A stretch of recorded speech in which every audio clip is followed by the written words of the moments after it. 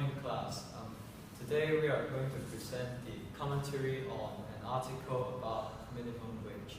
So I'm Ryan, and now I will start my presentation. So the problem in this article is mainly the inequality of income, which means that originally there's the rising of price floor leading to the inflation. So what is inflation? Inflation is the sustained increase in general price level of the goods and service in an economy over a period of time. So that means there's an increase in the general price level of the goods and service. So each unit of the currency buy fewer goods and service, and there's a reduction on the purchasing power of the money. So this leads to the poor living standard, as there's a rise of opportunity cost, and there's people will have uncertainty about the future, and this will discourage their investment and their saving in banks. So there's a great inequality of income distribution, and people within the Hong Kong economy are not benefited from the economic growth, and they are living under the poor living standards. That means that their living does not meet their basic needs, like housing and food. So for the solution, government decided to set up a price floor for wage at $28. So this is a market intervention by the government. This is what the government does to tackle the problem. Market intervention in terminology, it means the action by the government in the market process to correct market failure in the interest of the public. So the government tried to correct this market failure by setting up this price floor, and we will now introduce what is a price floor, what does it really mean, and some of its advantages and Okay, my name is Keith. So after introducing the price floor by the government to rescue the base rent workers with $28 for minimum wage, so let's take a look. How does it affect the market? In this graph, we have the price axis, the quantity axis, of demand curve and supply curve. Also, we have a price equilibrium, quantity equilibrium, quantity demand and quantity supply. By establishing the price floor, the price is controlled to $28 or above. But what is a price floor? But price floor is the lower limit of the price restricted by the government of factors of production or products. So, price floor set up with minimum wage of $28 or above. So, what does it do? It leads to a surplus of this, between this. Yes, and what the advantages and disadvantages will be talking about later. So throughout the presentation, we suggest how the idea of price floor can solve the problem of inequality of income and a poor living standard. So the advantage of price floor is to minimize the disparity, improve living condition of the poor, and promote economic development. So now we talk about economic development, which living standard or well-being of citizens in an economy. And the disadvantage of price floor is it increases the rate of unemployment, and it also allows illegal workers to increase. And the last one is. Back to the diagram, there is a possible increase in unemployment due to that there is a pooling of laborers, but there is a surplus where not enough workers are to be recruited by employers. And also that illegal workers may be created in the black market as employers are not willing or unable to pay such a high price of $28 to recruit base rent workers.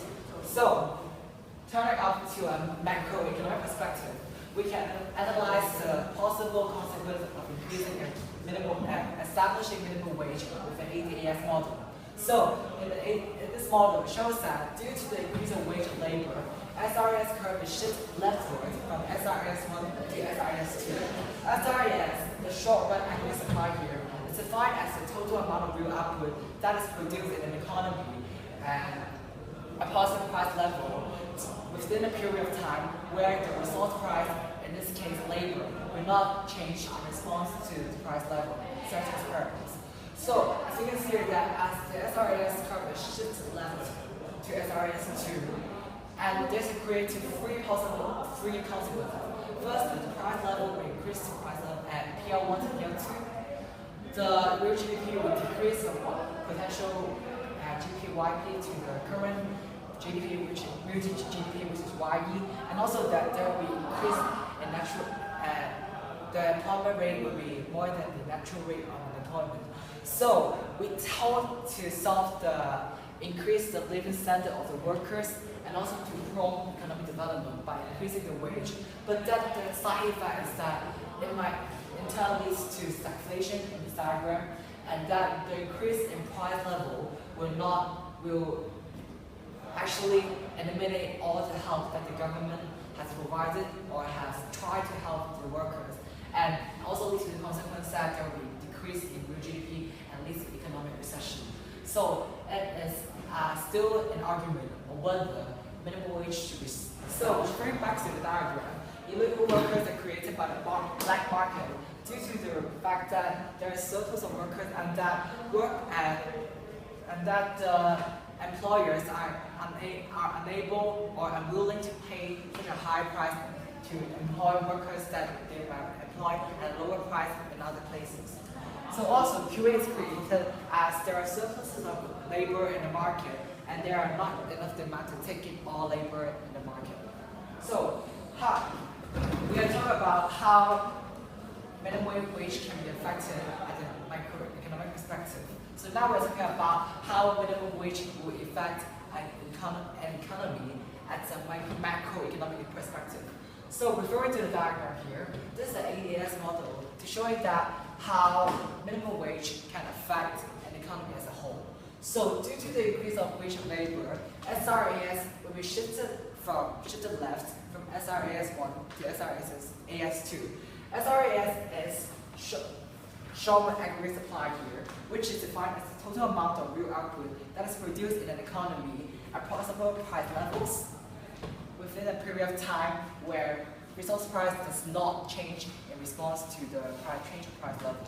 So as the SRAS curve is shifted left, there are several consequences that lead it. Firstly, price level will be increased from PL1 here to PL2 because, as you can see, that the rise in wage will also lead to the rise in general prices. Secondly, because due to the unemployment rate that is listed here, as you can see that unemployment rate is created. Therefore, the increase in employment rate will lead to the decrease in real GDP. As you can show here that it shifts from YP, the potential GDP, to YP, the current GDP. So such will be created and lead to stagflation, which is defined as a constant inflation where there is a rise in price level but a decrease in real GDP. So, in fact, the government hopes to improve the living standard of the poor by providing them more money or wage, but there may be a side effect that there will be increase in price level. Then it turns out that it cannot do anything but to intensify. Okay, so does setting up the minimum wage of $28 really help improve the lives of those workers? Well, we have the advantages, which is minimize disparity between the poor and the rich, improve the living conditions, but also we have disadvantages where we have illegal workers or unemployment is going to increase because less people is going to get to work. So, the way to wrap this up is that we got a balance between the advantage and the disadvantage. However, we don't have enough proof or statement to suggest us that which one is better. Is minimum wage better or not setting up it's better? So this topic should be kept on talked about or argued about in the following time.